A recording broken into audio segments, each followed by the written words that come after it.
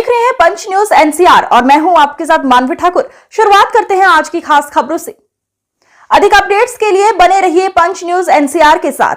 Channel को like, share, subscribe करें और बेल आइकन दबाना बिल्कुल न भूलें। हरियाणा के पूर्व मुख्यमंत्री भूपेंद्र सिंह हुड्डा ने कहा कि बीजेपी सरकार में हरियाणा संगठित अपराध का गढ़ बन चुका है।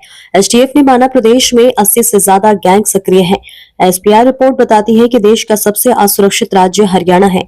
एनसीआरबी ने हरियाणा को महिलाओं के विरुद्ध अपराध में नंबर 1 राज्य ठहराया। 2014 से 2023-24 तक हरियाणा में दलितों के खिलाफ अपराधों में 96.2% की वृद्धि हुई है।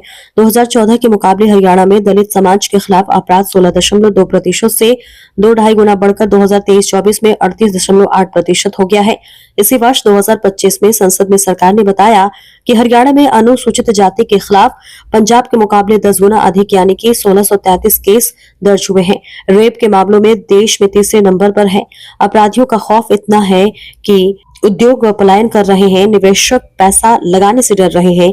प्रदेश में अपराधी सोशल मीडिया पर सरेआम धमकी देते और अपराध करने के बाद उसकी जिम्मेदारी ले रहे हैं। बदमाश इतने बेखौफ हैं कि अपराध करते हुए खुद की वीडियो डाल रहे हैं। ये लॉ एंड ऑर्डर सिचुएशन पे हमारा काम रोको प्रस्ताव आया, तो उनको जब ही मंजूर कर लेना चाहिए था। स्पीकर साहब ने मंजूर नहीं किया, हमारे को मजबूर होकर इतना शोर करना पड़ा। भाई इतनी कंसर्न चीज है, हर आदमी भयभीत है आज। और ये मैं थोड़ा ही कह रहा हूँ, एसपीआई की रिपोर्ट कह रही है, ये एसपीआई की रिपोर्ट है। ये देखो, असुरक्षित प्रदेशों में से सबसे ऊपर हरियाणा है। कुल मार्क इसको मिले 33.04। इससे ज्यादा तो उड़ीसा को मिले 34, इससे ज्यादा आसाम को मिले 35, तेलंगाना को 42, दिल्ली को 43। लेकिन सबसे कम मार्क मिलने का मतलब ये सबसे ज्यादा असुरक्षित। ये मेरी रिपोर्ट नहीं है, ये उसकी रिपोर्ट है। नागरिक सुरक्षा में देश की तस्वीर यह है। सबसे ज्यादा सुरक्षित प्रदेश है नागालैंड, लद्दाख, पुडुचेरी, दमन और मणिपुर। इसी प्रकार से जो आंकड़े दिए इन्होंने, ये कहा कि 2004 से 2004 में हमारी सरकार नहीं थी, 2004 के जोड़ने साथ 2004 से और 2014 तक ये आंकड़े, उसके ये आंकड़े बड़े, 2004 के बाद बड़े आंकड़े। आपको इनको ये होना चाहिए, हमारी सरकार से पहले 2005 से पहले एफआईआर दर्ज ही नहीं होती थी। जब तक ऊपर से हाना, मैंने सबसे पहले कहा कि एफआईआर सबकी दर्ज होगी। आज सबसे ज्यादा संगठित अपराध हरियाणा में है।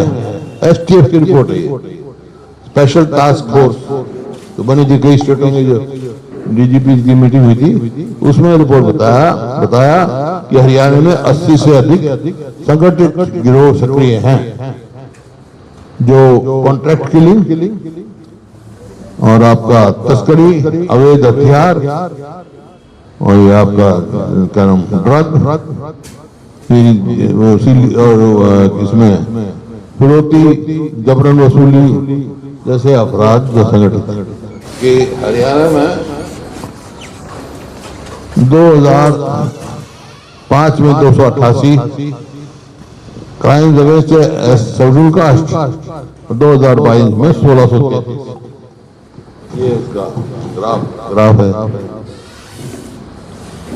तो ये बता रहा था आपको, इन्होंने दो किस्म के अपराध होते हैं, एक ऑर्गेनाइज्ड, एक अनऑर्गेनाइज्ड। अनऑर्गेनाइज्ड होता है आपस में परिवार का झगड़ा हो जाए, ऐसे कोई छोटे मोटे जो होते हैं वो झगड़े हों। और ऑर्गेनाइज्ड जो है वो जैसे एसटीएफ के, उसमें फिरौती, टेलीफोन में मांगना, बताना, धमकाना, मर्डर, कॉन्ट्रैक्ट मर्डर, ये एक किस्म के ऑर्गेनाइज्ड है। तो इस सरकार के आने, हमारे टाइम में ऑर्गेनाइज्ड कोई क्राइम नहीं था, ना ऑर्गेनाइज्ड क्रिमिनल रहा।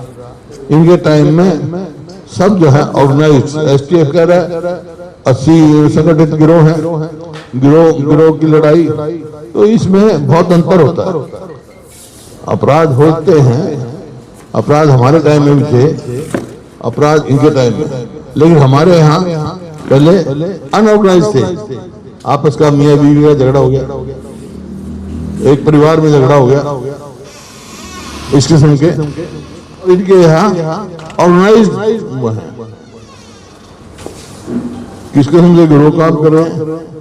कोई कहीं बैठा है, वहां से टेलीफोन कर रहा है, कोई किसी देश से टेलीफोन कर रहा है, कोई देश से बाहर से कर रहा है, कोई देश में कर रहा है, कोई व्हाट्सएप भेज रहा है, कोई मैसेज भेज रहा है, इतना पैसे दे दो। इस किस्म से ही ऑर्गेनाइज गिरोह काम कर रहे हैं। और इसी वजह से आज हरियाणा में सब अपने आप को असुरक्षित महसूस कर रहे हैं। जो इन्होंने क्या किया, जब कंपेरिजन दे रहे थे वो अब आ जाता है, तो जो इन्होंने खुद माना कि भाई क्राइम बड़ा है हमारा 4%, वो भी इनकी कॉन्कॉक्टेड फिगर है। और उसमें आगे कह दिया कि अगर जो इतनी FIR रजिस्टर हुई उसमें एक्सक्लूड कर दें, जो कैंसिल हो गई या और की वजह से, तो इतना हो जाता है। लेकिन हमारे टाइम में कोई एक्सक्लूड नहीं करी। हमारे टाइम में दिखाई इतनी FIR रजिस्टर हुई, हमारे टाइम की क्यों नहीं एक्सक्लूड की? ये इस टाइप का आपके यहाँ है। अब शेड्यूल कास्ट के केस कितनी बड़ी है, महिलाओं के केस, ये सब अब हाँ, इससे आप पलायन देखो ना कितना हो रहा है। जो यहाँ शेलर थे अब मध्य प्रदेश चले गए हमारे कितने ऐसे। तो इस किस्म का माहौल ना, और ब्लेम मतलब विपक्षी पार्टियों करने का प्रयास किया इन्होंने।